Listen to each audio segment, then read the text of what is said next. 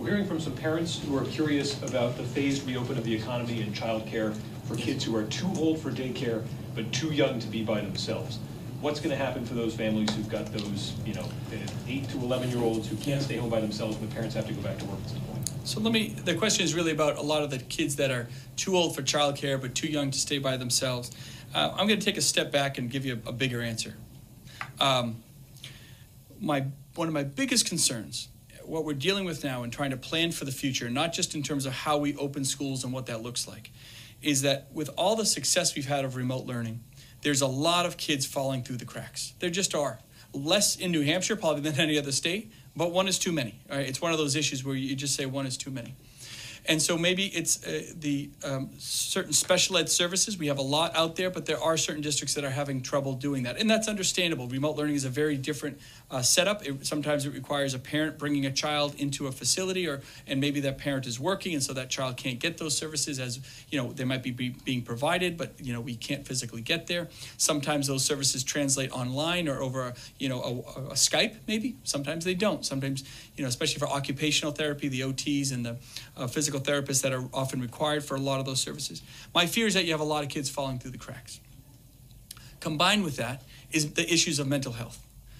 Kids have done an amazing job over the past 2 months dealing with remote learning, but it is stressful. And I can already see, not just, it isn't my family per se, but I've heard a lot of stories out there of parents contacting me in different school districts all across the state. They've worked hard, they're right there, but it is exhausting. And I think there's a lot of frustration because the kids want to go back to school. They want to integrate with their friends. When you take out that social aspect that a child really needs often to thrive, it really creates a gap in the ability of the child sometimes to focus, to get certain things done, to follow all the way through, to expect a child to go through the 6 hours of traditional learning that they get in a classroom and just let it translate into the kitchen table is incredibly difficult. It creates a stress for families, and you get different levels of mental health issues on that spectrum of anxiety, of stress, of frustration. And then you compound it with economic issues onto a family. And then you compound it with a lack of social interaction for that child. And then you compound it with just the natural anxiety of this massive pandemic where, people are getting sick and they're dying. That's a huge stress on our entire system. And the kids the people that I think face the brunt of it the most, not just on the physical side of the pandemic, but on the mental side are the kids. Now you add in to the segment you're talking about, those kids that are too old for childcare, really too young to stay by themselves. And again, you're finding another huge gap of kids. You're talking many thousands of children in the state that fall in that demographic that are sometimes home alone when they probably shouldn't be or have trouble doing so, or they're going to work with their parents if the parents are bringing them to work and trying to do online learning while their parents are at the office or something like that, for those who are going to work right now. There's so many strains on the system. I think what we're going to find, unfortunately, is that over the summer, let me add one more problem to the whole mix.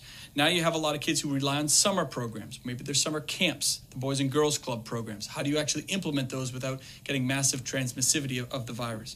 Now you add the summer school programs, which a lot will go to remote learning. But again, now you're asking kids to be in a remote learning atmosphere from April all the way through to September. I mean, that's a big ask for a child to take on, and as a parent to manage that.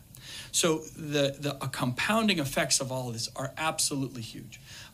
I think we're going to find as we go through the summer and into August that there's a lot of these gaps, there's a lot of need for services, and that's why I talk about the sacred cows. If we have to make tight budget cuts or certain constraints or delay certain funding on certain programs, I can tell you what, it won't be for kids programs. If anything, we're going to boost those up because we have to recognize that it isn't just about the end dollar to the state. It's about providing services and making sure that these kids don't continually fall through the cracks and we create more long-term problems for them and their families. So I can tell you it is the utmost concern. And then you add the child abuse issues, and then you add the domestic violence issues on top of it. I mean, we keep going down a path, and this has really compounded itself. A lot of people will tell you that when you add all that up, you've heard that term, is the cure worse than the disease? Well, no. I mean, this pandemic is real. People are dying very drastically from it. But the indirect effects of what's happening, and a lot of times like, communities and families won't even realize it. If it's not happening in your house, you're not maybe seeing it, but it's real and it's out there and it's happening to thousands of kids across the state. So it's something that we're going to stay very vigilant on. It's why I talk so much about CASA, why I talk about trying to get certain programs up.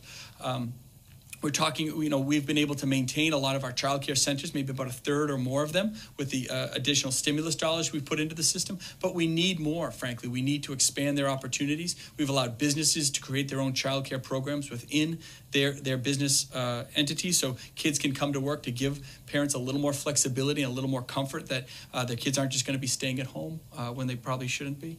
But I can tell you it's going to be an absolute focus of us from a month ago, to the indefinite future, because this isn't something that gets solved with just money. Isn't something that just gets solved by allowing kids to go back to school.